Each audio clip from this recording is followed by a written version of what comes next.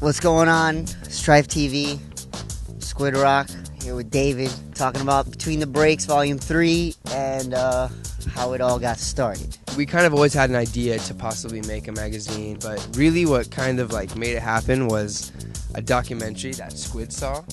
That was actually, it was about the skateboarding industry and what really made the skateboarding industry blow up and be able to become self-sufficient with their own brands and their, you know, really what started with their own magazines. The first thing that I covered was while I was in Brazil.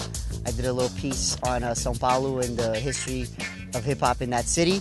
And that was like the first thing I wrote for the magazine. And at the same time, Red Bull Bistro, and I think the Japan one had just happened, and Rox had just done an interview with Kenny, and he hadn't used it for anything yet. So it was kind of like perfect timing because we were able to do Kenny as our first cover. It's documenting in a correct way, and it's like it's being produced by B-boys. There's nobody else in control of it, and I think that's something that we need in our scene, you know?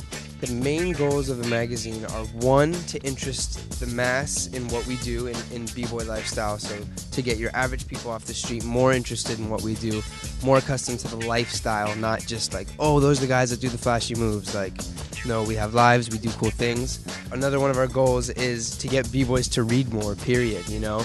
Reading makes you smarter, so read. Another one of our goals is to also inspire and encourage the up-and-coming kids to also want to do more than just break. So maybe by them reading articles about Easy Rock, reading articles about these B-boys, you know, established B-boys that are artists and are, you know, MCs or mechanics or whatever they're doing.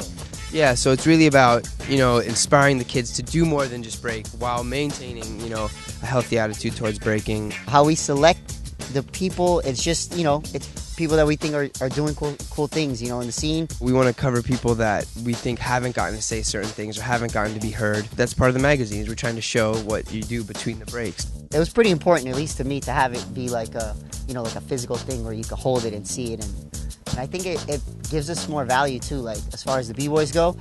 It's like, you know, anybody can be on the internet, but like it's cool when you're showing your friends and they open a magazine and they see, you know, you see people you know, doing what we do like every day, breaking and, you know, but captured in a mag. The other thing is a lot of the people we're interviewing, like they're saying things that have never been said before. So we feel that it's important that it's on paper. It's not just on a web page. It's gonna get, you know, shuffled to the back of all the other web interviews. It's on paper and it's forever, you know, once it's in your hand. But we are coming out with our website, and the website will have digital download capabilities. As far as like the timing of the releases of the magazine, right now we've been kind of, you know, it seems like it's quarterly right now, like for a year. We've only been doing runs of like 500 to 1,000. So yeah, it is kind of like a collector feel to it. Over time, you know, it's going to get more consistent. The issues keep getting bigger as we go along. We're still in a growing process. It takes time and support. Like Squid said, the more support we can get from the community, it's all about advertisement. The more B-boy brands we can get advertising in our magazine, the more people become aware of B-boy brands, the more support we get, the more magazines we can create, and, you know, it's a cycle. So we're really at a point where whoever wants to get involved, they can. We're open to any type of help. Photographers, graphic designers, people that want to write, throw in a story.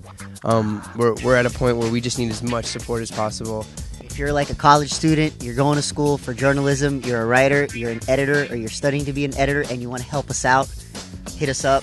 So make sure to be on the lookout for Between the Breaks Volume 3. It just dropped. Easy Rock's on the cover. It looks insane. Please like us on Facebook. Like us when you see us on Tumblr or Instagram or whatever it's going to be. Or in person, just like us. Give us a hug. I'm Kid David, executive producer. I'm Squid Rock, chief editor. And yeah, we're Between the Breaks.